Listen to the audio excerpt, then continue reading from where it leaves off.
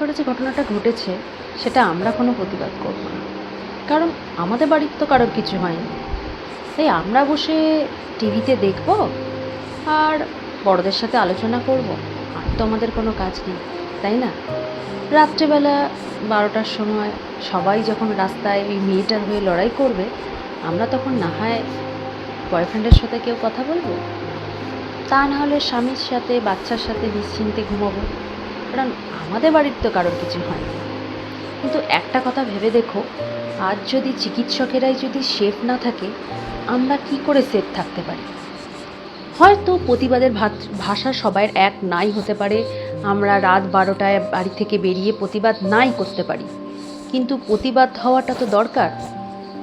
কারণ আজ যেটা তার সাথে ঘটেছে, অনেকেই বলে যে পোশাকের জন্য নাকি মেয়েদের সঙ্গে এই ঘটনাটা ঘটে।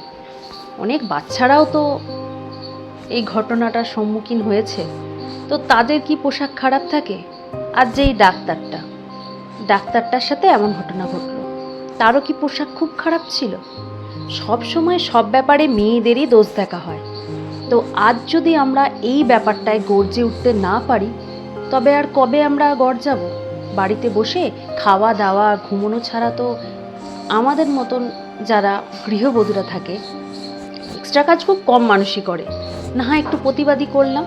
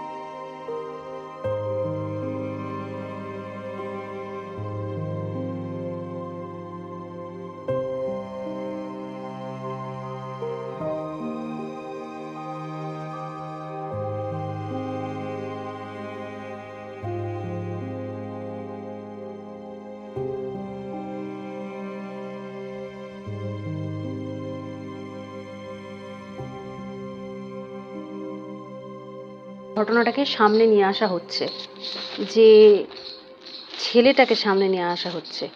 তোমাদের কি এটাই মনে হয় যে ওই একটা ছেলের পক্ষে একটা মেয়েকে ঘুমন্ত অবস্থাতেই যেই অবস্থাতেই হোক সে নিশ্চয়ই নিজেকে প্রোটেক্ট করার চেষ্টা করবে? এটা তো নয় যে স্বেচ্ছায় সে নিজেকে বিলিয়ে দেবে। তো তোমাদের কি সেটাই মনে হয় যে মেয়েটা খুব স্বেচ্ছায় এই জিনিসটা বরণ করেছে, যার জন্যে ওর কোনো শরীরে কোনো আঁচড় নেই? সে যে মানুষই হোক, সেটা কোনো পলিটিক্সের সঙ্গে ব্যক্তিত্ব যুক্ত থাকুক কিংবা অন্য কোনো প্রফেশনে থাকুক, আমরা এর বিচার চাই। কারণ আমি একটা জিনিস মনে করি, আজ আমার ঘরে আজ আমার একটা ছেলে আছে, যদি আমার একটা মেয়েই হতো, আজ যাদের ঘরে মেয়ে আছে, যাদের বাড়িতে মা বোন সবাই আছে, প্রত্যেকের এই জিনিসটাতে একটা প্রতিবাদ করা উচিত। প্রতিবাদটা রাত 12টাতে নাও হতে পারে, বাইরে না বেরিয়ে প্রতিবাদ নাও হতে পারে, সেটা ঘরে থেকেও প্রতিবাদ করে যায়। যেমন আমি আমার এই প্রতিবাদের আওয়াজটুকু এই ভিডিওর মাধ্যমে করার চেষ্টা করছি, কারণ আমার এটা মনে হয়, আর যদি একটা ডাক্তার সেফ না থাকতে পারে, নির্দোষ হওয়া সত্ত্বেও একটা বাচ্চা মেয়ে যদি সেফ না থাকতে পারে, তাহলে আমরা কি করে রাত্রি 8টার পরেই বাইরে বেরোই? কারণ একটা মেয়েকে শাসন করার আগে যে তুই সাবধানে যা, একটা ছেলেকে বাড়ি থেকে বেরোনোর আগে যদি এটা বেরোয়, কেউ মানুষ বলে যে কারো ক্ষতি করে বাড়ি ঢুকিস না, এটা আমার মনে হয় সব থেকে ভালো হয়।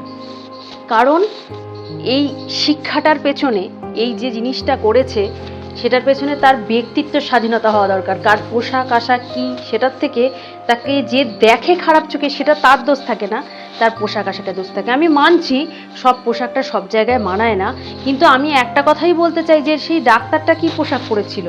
সেই ছোট্ট 2 মাসের বাচ্চা, 3-4 মাসের বাচ্চার সঙ্গে যে ঘটনাটা ঘটে, তারা কি পোশাক পরে থাকে?